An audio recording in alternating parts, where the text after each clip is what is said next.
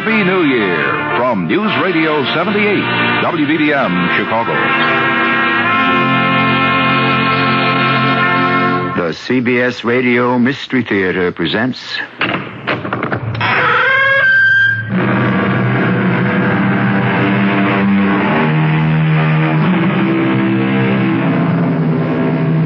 Come in. Welcome. I'm E.G. Marshall. The desires of the heart are as crooked as corkscrews, said the late W.H. Auden. He may have had love in mind, or hatred, or just about any emotion we're capable of, for the observation applies to them all. And considering how devious our desires can be, it would behoove us to be always on our guard, even with those closest to us. On the other hand, without trust, we would all go mad. A perplexing dilemma, and one that surfaces one way or another almost every day of our lives.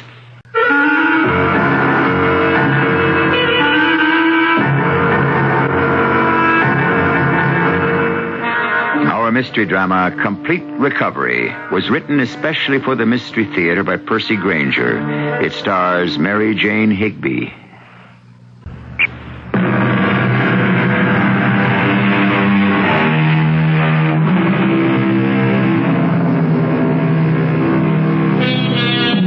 Henry James was once discussing the sound of the English language, and he maintained that our loveliest sounding phrase, irrespective of meaning, was summer afternoon. Summer afternoon. It does sound nice, and its meaning has pleasant connotations, too. But not for Eleanor Houston, a wealthy and once very outspoken widow. To her, summer afternoons have become nightmares. We're in a sanatorium in a Gulf Coast city in the deep south. Oh, Doctor. Oh, yes, Miss Carter? Would you hold the door for me while I wheel Mrs. Houston out onto the sun porch? Oh, surely. Oh, thank you. Here we are, Mrs. Houston. Another beautiful day. Not a cloud in the sky. Why are you taking me outside again? Don't you understand? I don't want to go out. Let's park her over near the edge where she can feel the breeze coming in off the Gulf. How is she today? The same. Still no sound and no movement. It gives me a headache. The sky. I can't stand all that blue. We've had her under treatment and observation for 6 months, and there's not a thing in the world wrong with her, physically. The fractured ankle she suffered from that hit-and-run driver is all healed, yet she seems totally paralyzed. Oh, here we are. I talk to her constantly. You know, I almost think she can hear me. Sometimes she even looks as if she's going to respond, and then nothing. Of course I can hear you. Don't leave me here. Oh, my head is throbbing. The blue sky is making it hurt. I'd rather die than endure this. Oh, you're going away. Don't leave me here. If only there was some way to get through to her. I'm convinced she's using this paralysis as a defense. She's afraid of something. You can see it in her eyes. Something she doesn't want to face. You don't think it's just the trauma of the accident? No, it's got to be more than that. Otherwise, why wouldn't she want to recover? Doctor, look. Her hand. I think she moved it. Keep your voice down. Don't startle her. There. You see? Yeah, she's trying to wheel herself forward. No. She's rolling straight towards the fire escape. Stop her. Stop her, nurse. I can't. She's going over.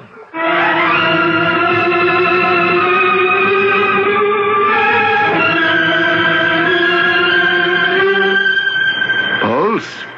Normal. Blood pressure? Back up to normal. How's she breathing? Well, it's very regular. Almost peaceful. It's a miracle she didn't break her neck falling down those fire escape stairs. Except for the bump she took on her head, she seems fine. Oh, did you call her daughter and son-in-law? Yes, they're down at the nurse's station. Doctor. Yes, nurse. What, doctor? Doctor. Well, what do you want? I didn't say anything. Where am I? Doctor, it's Mrs. Houston. Is this a hospital? She's talking. Of course I'm talking. What am I doing in this bed? You don't remember, Mrs. Houston? Oh, of course I remember. I remember I was downtown shopping for a dress for the spring cotillion. And I remember my daughter Rita thought it was foolish for someone my age to still be going to dance. Is that the last thing you can recall? Now, stop this interrogation and tell me what happened. You were struck by a hit-and-run driver. Oh, really? How extraordinary. You've been here for 6 months, Mrs. Houston. 6 months? I insist you let me go at once. You'll have to stay for a few more days until we can run tests to make sure you're really fully recovered. Doctor, should I get Mrs. Houston's daughter? My daughter? Is Rita here? Yes, she's outside with her husband. Oh, him. Why are they here? Why don't we get them for you? I'm sure they'll both be happy to see how much better you are. Doctor, why didn't you tell Mrs. Houston the whole story? And risk having her go back into shock? Well, she doesn't remember a thing from the time of her first accident. Evidently, the bump she took on her head this afternoon has knocked out all memory of the past 6 months, including whatever fear it was that was keeping her paralyzed. Dr. James. Oh, Mrs. Riley, there you are. Is Mom all right? We came as soon as you called. No broken bones? Oh, hello, Mr. Riley. No. In fact, something very interesting has happened. The paralysis is gone. You mean she can move? And talk. She seems completely recovered. Well, I don't understand how that's possible. Well, as you know, it's been my contention all along that Mrs. Houston was suffering from what psychiatrists call a conversion reaction. That is, she converted some mental trauma, probably connected with the car accident, into a physical symptom, the paralysis. Subconsciously, she preferred that to confronting the trauma. Bert, do you hear that? Mama's better. Isn't that wonderful? Doctor, can we go see her? Oh, of course.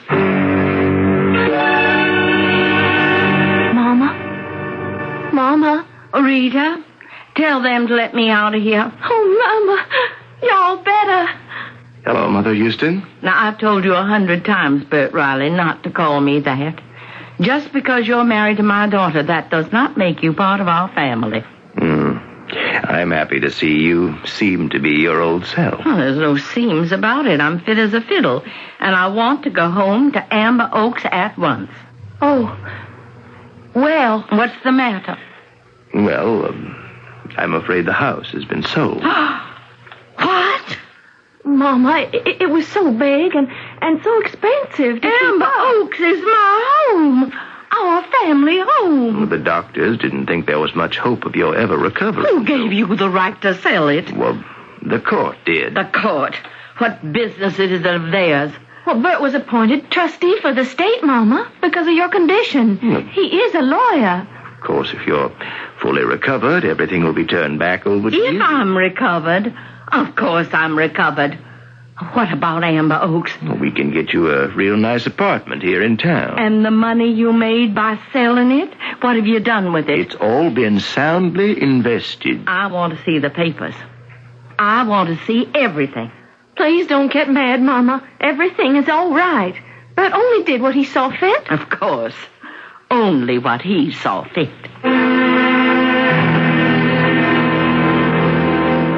Well, Mrs. Houston, the diagnostic tests were all negative. We can release you today. It's about time. There's one thing, though, I think we ought to discuss before you go. You mean that nonsense about my having been psychologically paralyzed? Mrs. Houston, it could be quite serious. Why? You just said my recovery was complete. Yes, but whatever caused your fear is still there.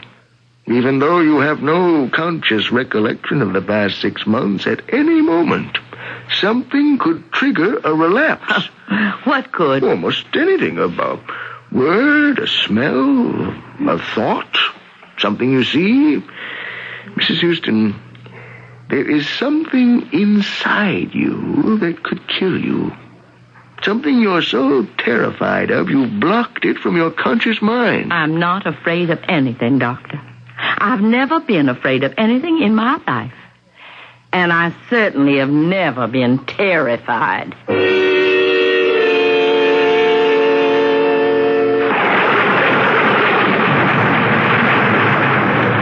And you see, Mama, you have a terrace that looks out over the park. When the rain stops, we can go out there. And there's a full-size kitchen and a separate dining room. A full-size kitchen? Why, the kitchen at Amber Oaks was as big as this whole apartment. I am sorry about Amber Oaks. But Bert thought... Don't tell me what Bert thought. I know better than you what goes through that mercenary head of his. An apartment. We can fix it up nice. Now, what's this room for? Oh, that's the surprise I told you about. Amber Oaks is gone, but I found someone who's going to make you feel at home. Mrs. Collins, you can come out now. Hello, Mrs. H. Amy, our old cook. I called her yesterday, and she agreed to come live here and work for you just like before. Oh, Mama, what's the matter? Oh, Mrs. H, what's wrong? Mama! Oh, she fainted.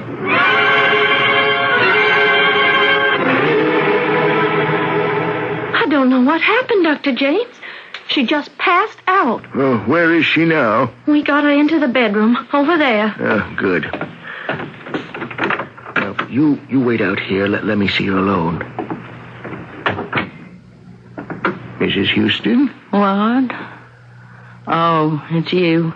Rita called me. Can you tell me what happened? Well, I don't know. Rita was showing me this ghastly apartment, and Amy appeared. Amy? Oh, Mrs. Collins. She was my cook at Amber Oaks.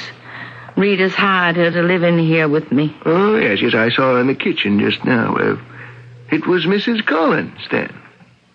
Then what? Who brought on your fainting spell? Oh, not at all. Her cooking is excellent. It's like a tomb in here with the curtains drawn. We ought to get some fresh air. Rain stopped. The sun is out. Yeah. Now, Mrs. Houston, try to remember what was the last thing... What's the matter? Oh, the sky. Please pull the drapes. The sky? Blue. I can't stand blue. Please pull the drapes. Right there. Oh, that's better. Blue.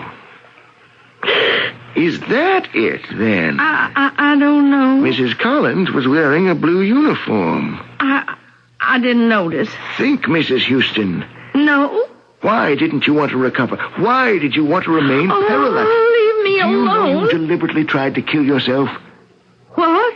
Your accident 2 days ago on the sun porch was no accident. Both the nurse and I saw you trip the brake. The sun porch? You tried to kill yourself, Mrs. Houston.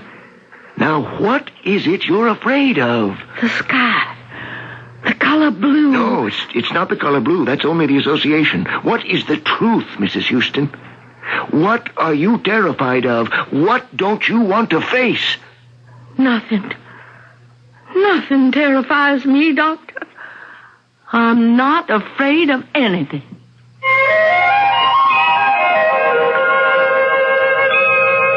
The essence of man, said a great mystic philosopher, is the effort he makes not to die, to persist in his own being.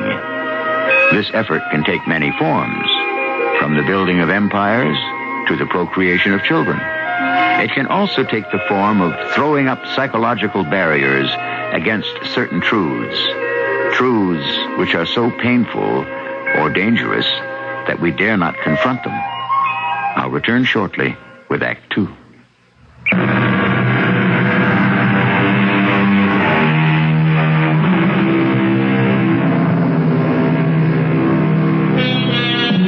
There is a lot written these days about how we can all be our own best friends.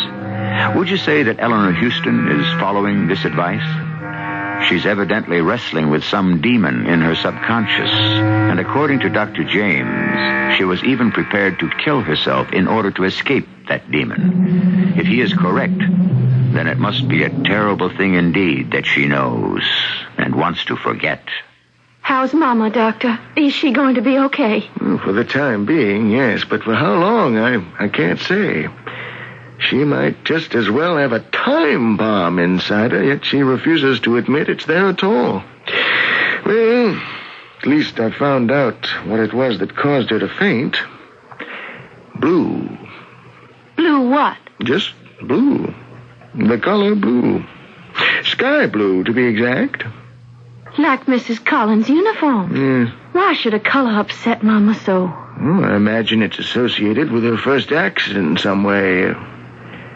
Can you remember the day at all? Well, was the weather clear? No. I think it was overcast. The rains came up from the Gulf about 6. Mm-hmm. But what about the dress she was wearing? It was a flower print, not blue. Yeah, this is pointless. It could be any one of 1,000 different things. But we've got to find the exact association and why it terrifies her so we can take the steps to diffuse it. Otherwise, she could have a complete relapse, or worse, at any time. Is there anything I can do? For the time being, I suggest you get her a pair of sunglasses. She thinks sunglasses look cheap. She'll never wear them. Well, she has to, Rita. She has to.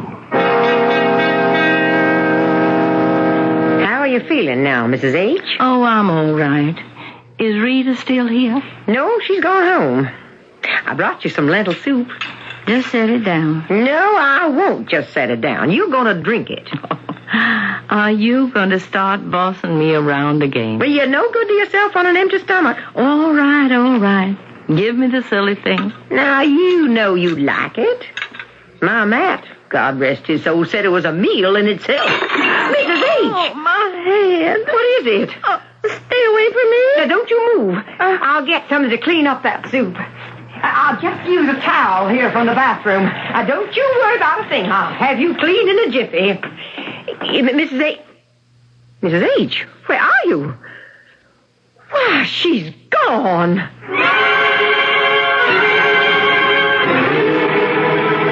Dr. James. Mrs. Houston, what are you doing out of bed? I got to talk to you. Of course. I know what it is. The thing I've been trying to suppress. I know why I kept myself paralyzed. Why? Because I knew if I recovered that I would die. And die for good this time. I don't follow you. That accident when I was hit by that car, that was no accident at all. It was deliberate.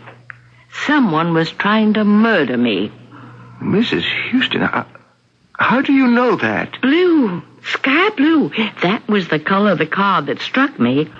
I turned my head at the last moment. I sensed something was wrong, and I saw the car. But why do you think it was deliberate? Because of the license plate. The license plate? It was one of those, what do you call them? Those vanity plates. It wasn't the usual series of numbers, but a name. A man's name, Matt.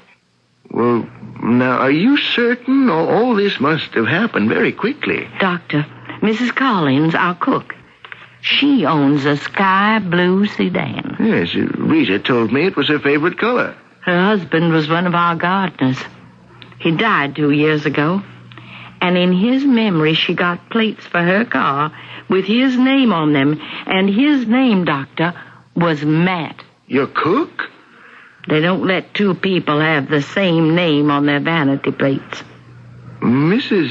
Houston, if this is true, then you probably ought to go to the police. Oh, no. Amy's been my servant for nearly 30 years. If she's trying to kill me, I intend to learn the reason why.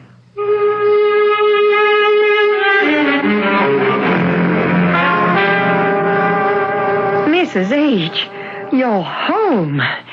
What happened? I turned my back for 2 seconds and you disappeared. Why, I forgot something at the hospital, Amy. Well, you should have let me drive you. That would have been ironic, wouldn't it?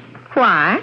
Tell me, Amy, would you have given me a chance to get in the car this time? As opposed to what other time? A time about 6 months ago. What time is that?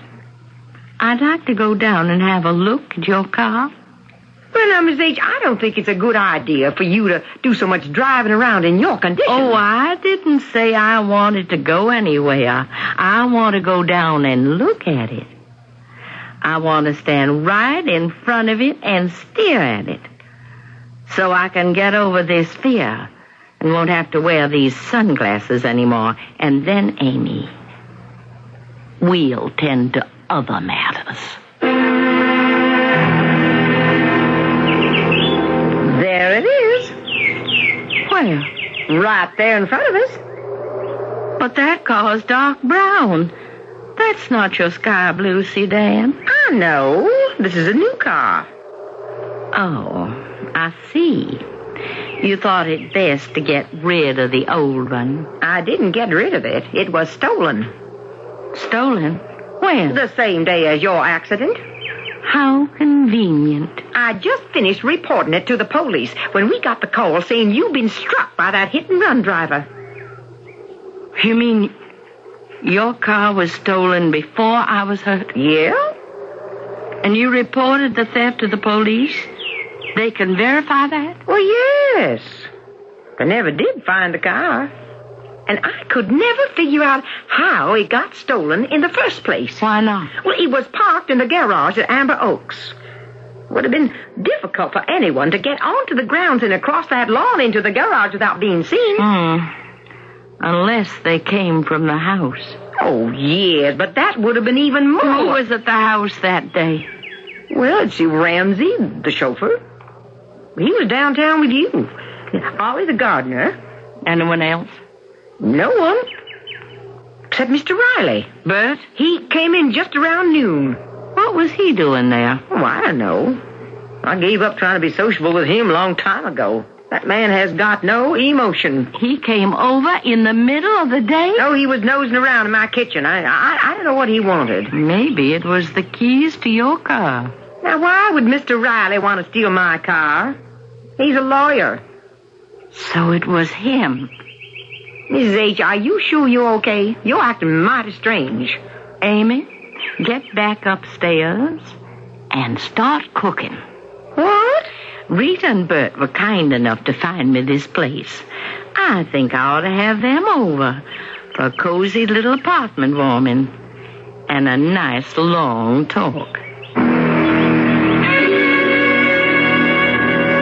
Oh, Mama, this fish is delicious. Mrs. Collins hasn't lost her touch one bit. How about you, Bert? You finding any bones? No, ma'am. You hoping maybe I might?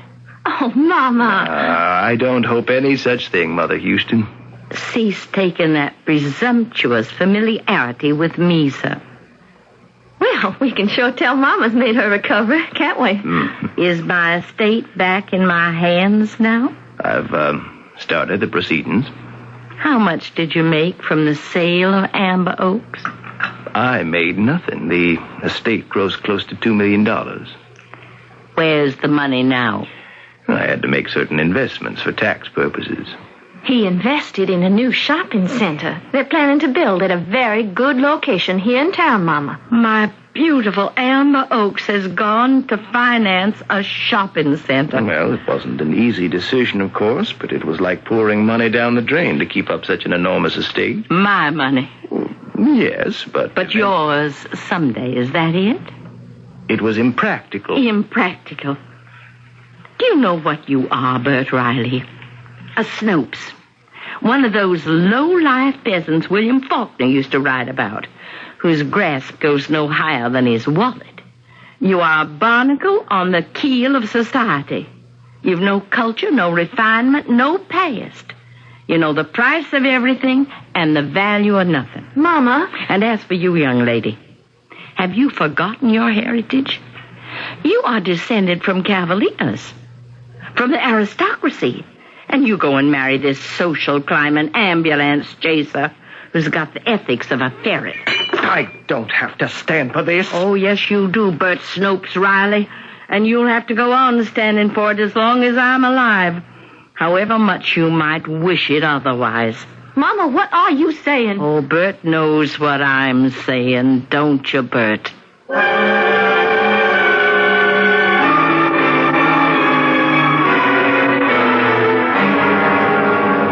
Mrs. H., can I clear the dishes now? Yes. Mr. Riley sure stormed out of here in a bad mood. Mrs. Riley didn't seem none too happy either. Mrs. H., were you implying that you think Mr. Riley tried to kill you? How do you know that? Well, that's what it sounded like. Were you eavesdropping? No, ma'am. I couldn't help but hear every word from the kitchen. Oh, I'm sorry, Amy. Forgive me. No, there's no point in starting to apologize at your age. You will help me, won't you? Of course, Mrs. H. I always have. I mean, now, you're my only witness. You're the only other one who knows Bert tried to kill me. I know that. You said you saw him that day. Yes, but... He stole your car, don't you see? And tried to run me down with it. I saw the car, Amy. I saw the license plate with the word Matt on it. You think it was my car? I know it. We'll go down to the police right now and press the charges. Well, I don't know how in the world you're going to prove it. I've just got to find a way, that's all. Oh, I gave myself away tonight. He knows I know. It's only a matter of time before he makes another attempt. Well, I'm sure he won't do any such thing. Don't you believe me? He's after our money. That's why I married Rita. But you have no proof. Well, he tried to kill me once, and he's going to try again. I know he will. And how am I going to stop him?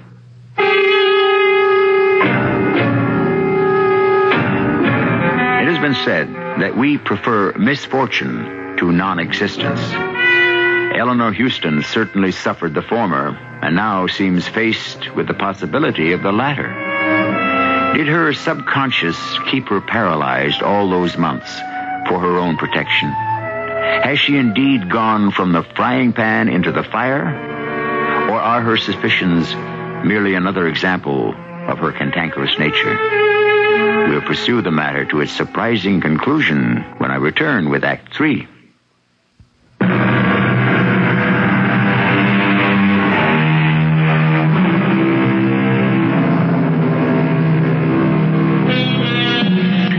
There are, said one expert on the subject, very few unique crimes. Most have been committed before and will be committed again. Certainly, the attempted murder of an older member of a family by a younger for the purpose of securing an early inheritance is no newcomer to the annals of wrongdoing. But the details of our present story make it somewhat unique. In the first place, we cannot be sure murder was even attempted. But assuming it was, the would-be murderer has not been arrested. In fact, he is not even suspected. And the victim has nothing to go on but a shard of memory and a bit of circumstantial evidence. I'm scared, Amy. For the first time in my life, I am scared. You want me to call Dr. James? Oh, what good would a doctor do me? No, I need proof. Some kind of proof that will put Bert Riley in jail. Mrs. H., everybody knows you don't like the man. Now, what's that supposed to mean? Well, I know you're upset by that sale of Amber Oaks, but that was an error in judgment, not a crime. It was no error.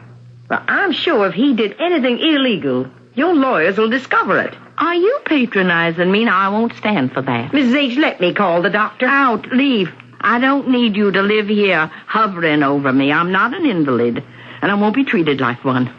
I'm descended from the heroes of the Confederacy, and I'm perfectly capable of fending for myself and protecting myself.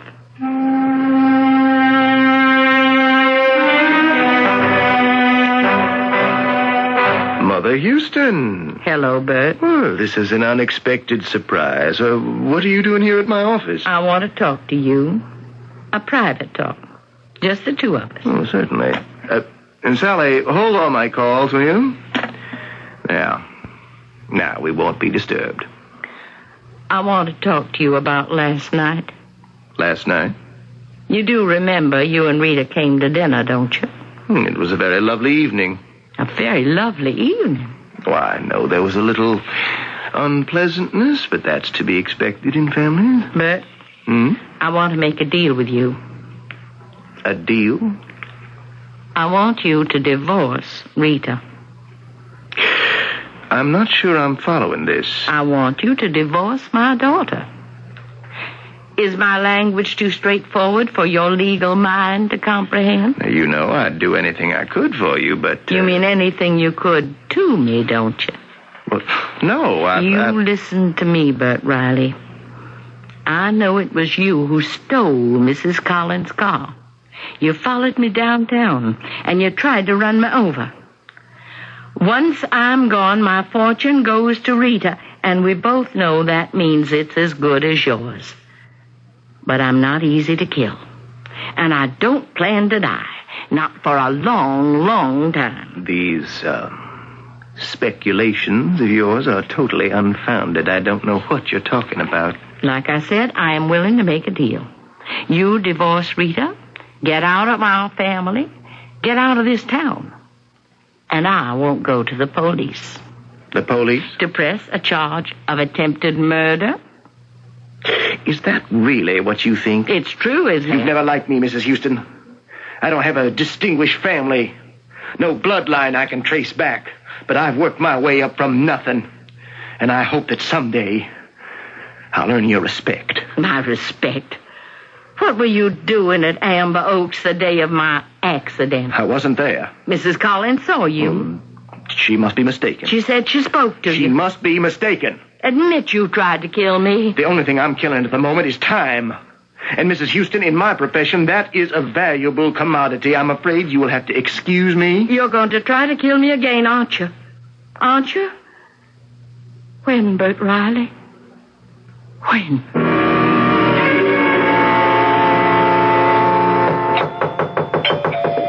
Come in.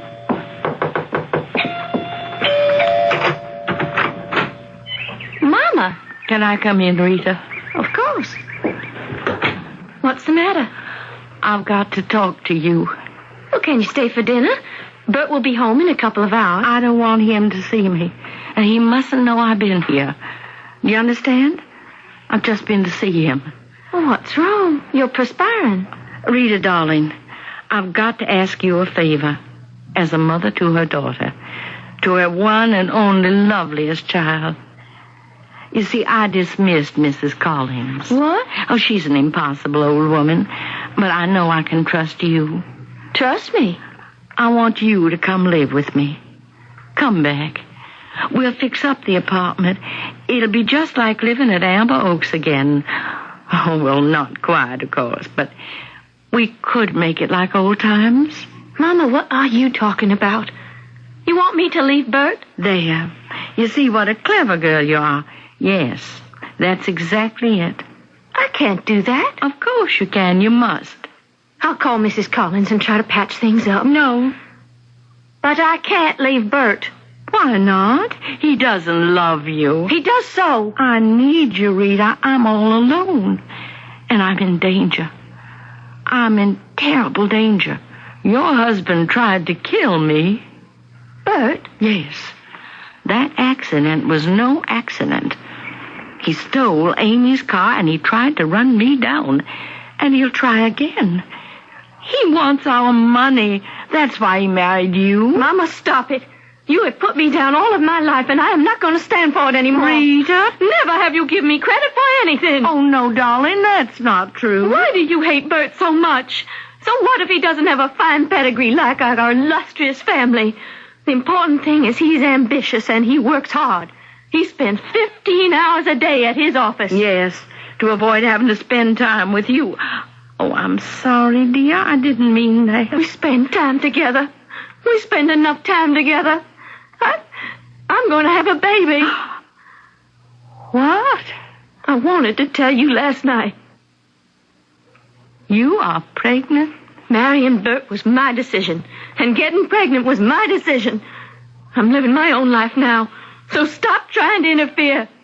Do you understand me? I do try to understand, Rita. I do. Oh, but you're my last hope. No one believes me. I'm sorry. I'll go now. Oh, please don't tell Bert I was here. Don't tell him I told you anything. For your own safety.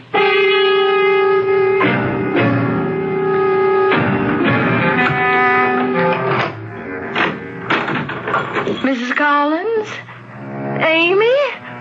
Oh, please be here. Please. I need you. I'm afraid. Amy?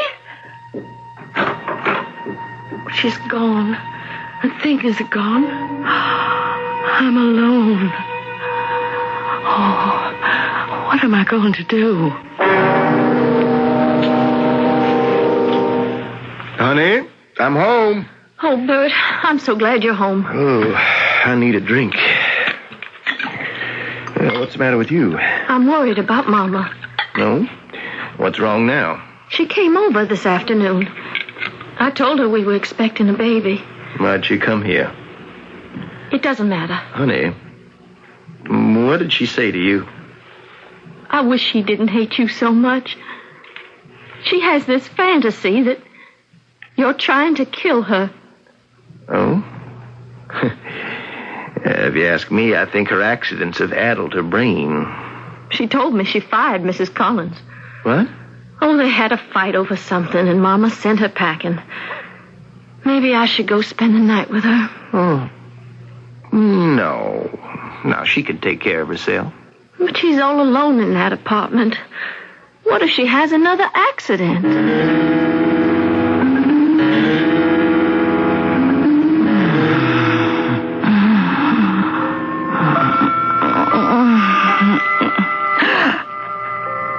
Who's there?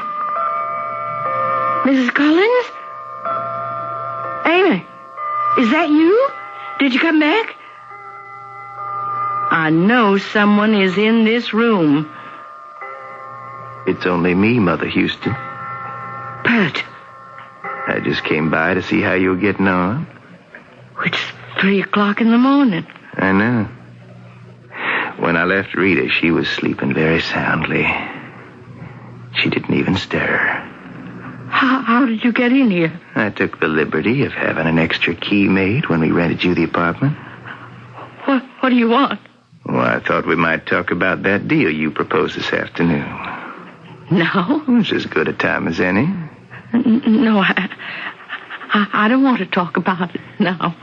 Mother Houston, you asked me a question in my office. I feel I should give you an answer. What question? You asked me to admit I tried to kill you. Yes, Mother Houston, I did. Don't call me Mother Houston. It's all going to be academic anyway in a minute. What are you going to do? I'm going to succeed where I failed before. I know I could wait and let nature take its course, but that might take years. Mrs. Collins? She's not here. Of course she is. She's right in the next room. That's not what you told Rita. Rita told you I went to see her. Rita tells me everything. She trusts me. Now, why don't you lie back down? What are you going to do? Smother you with a pillow. Oh. It won't leave any marks. It won't raise any suspicions. No. You are so old. Why do you want to go on living? What's the point? You'd better wait, Bert Riley. I went to my lawyer's this afternoon. What for? When I came home after seeing you and Rita and realized I was completely alone, I did the one thing I could do. I went to my lawyer's and I made out a new will. You're not leaving your estate to Rita? Oh, no. Well, that won't work. We'll simply contest the will. You don't have to do that, Bert. I am leaving everything to you. Me? As soon as I die, you'll get the entire Houston estate, all quite legally. Of course, it's going to look very suspicious. Everyone knows I despised you. Questions are bound to be asked, aren't they? A great many questions. Nothing can be proven. Maybe. Maybe not. Oh, that's very clever. All right, then. I will have to let nature take its course. But I'll get it eventually, won't I? Because you don't dare change that will back. Well, good night, Mother Houston. No. No, I don't dare change it back. What? Don't worry, Mrs. H. He's gone. Amy? Oh, Amy, what are you doing here? Oh, you know I couldn't leave you. Did you just come back? Oh, no. I came back several hours ago. I was going to greet you in the morning with a nice breakfast. So you were in your room? Yes. And it's a shame they don't make buildings the way they used to. I didn't mean to eavesdrop, but I am afraid I heard every word Mr. Riley said. Well, what are you standing there for like a dumbstruck schoolgirl? Call the police. I already have.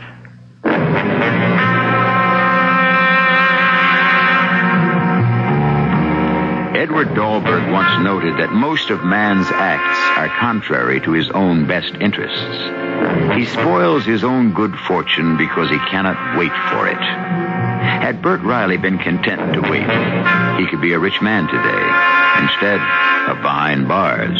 But we are what we are, and all too often we find love is at war with personality. I'll return with a final word in a moment.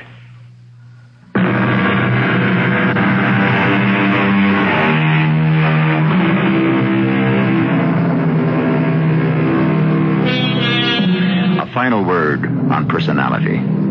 Bert Riley almost succeeded in his second attempt to kill Eleanor Houston. And one of his biggest allies was the old woman herself. Her domineering and melodramatic nature served to obscure from Amy and Rita the very real danger she faced. But at the crucial moment, it was her personality which also saved her. That and a bit of luck. Our cast included Mary Jane Higby, Joan Shea, Russell Horton, and Jada Rowland. The entire production was under the direction of Hyman Brown. This is E.G. Marshall inviting you to return to our Mystery Theater for another adventure in the macabre. Until next time, pleasant dreams.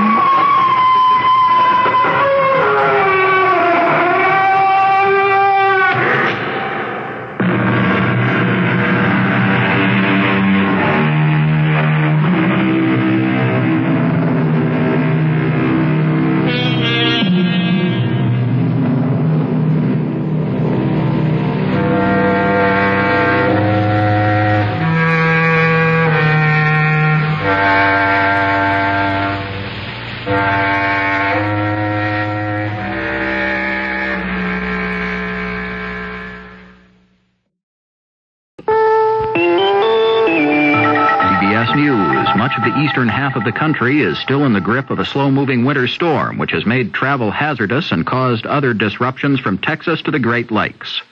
I'm Rob Armstrong, reporting on the CBS Radio Network. Chicago's O'Hare International Airport is still allowing only a few incoming and outgoing flights. Because of heavy snows, only one runway has been open since Sunday night.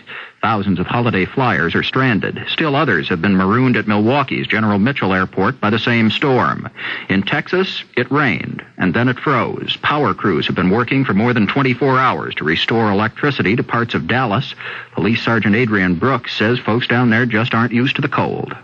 The major problem that it's caused is we've had a lot of power lines that are down, either in the yards or out in the street. The ice has caused numerous trees, of course, to bend over and fall into the street, which is leaving some debris there. And also, we've got road hazards because of the ice. And people down here just aren't used to ice storms. Extensive power outages were also reported in Kansas, Arkansas, southern Illinois, and the St. Louis areas. Travelers' advisories have been posted for most of the Midwest. Flash flood watches are up in parts of Kentucky, Mississippi, and Alabama, and freezing rain is forecast for parts of New England. A party in Washington Monday night drew a host of dignitaries. It was a New Year's celebration at the liaison office of the People's Republic of China. Vice President Mondale attended, saying diplomatic recognition of the Peking government will promote peace and stability throughout the world. Iran's opposition leader, Shapur Bakhtiar, the man charged with setting up a new civilian government in Iran, says he's going to establish a true social democracy in the country. Among the moves Bakhtiar said he would undertake was freedom for all of Iran's political prisoners. The new government in Iran is charged with restoring civil order in the country, and perhaps the most important step is getting the country's oil production back into full swing. It's been cut to less than 5% of normal. Randy Daniels reports. Iran is no longer exporting oil and is losing nearly $55 million a day because of the virtual shutdown of the oil fields. Today, drivers formed lines more than a mile long to try to get some of the little gas that is available in Tehran. Most gas stations have exhausted their supplies and have closed down. Where there are gas lines, Iranian soldiers stand guard to prevent disorder. Exiled religious leader Ayatollah Khomeini issued a statement through his supporters in Iran today, urging some oil workers to return to work and produce enough oil to meet domestic needs. But Khomeini's statement added that the oil workers should only return to their jobs once Iranian troops have been removed from the fields and all workers currently detained for political activity have been released. Randy Daniels, CBS News, Tehran. Egypt's semi-official newspaper, Al Aram, says Egypt is ready to resume peace talks with Israel. The newspaper said Egypt still believes linkage of a peace treaty to Palestinian autonomy is the toughest unresolved issue. Billy Carter says he thinks his brother, the president, is just about the smartest fellow he's ever known. But he doesn't have much use for a lot of the Georgians Mr. Carter took with him to the White House. In an interview with Penthouse magazine, the first brother said that presidential advisor Hamilton Jordan is just a kid. He said advisor Charles Kerbo isn't too bright, and he says that presidential news secretary Jody Powell would be better off running a farm. In Billy Carter's words, frankly, I don't trust any of them enough to talk to them. The White House says it doesn't have any comment right now in the article. I'm Rob Armstrong, CBS News. Happy New Year from News Radio 78, WBBM, Chicago.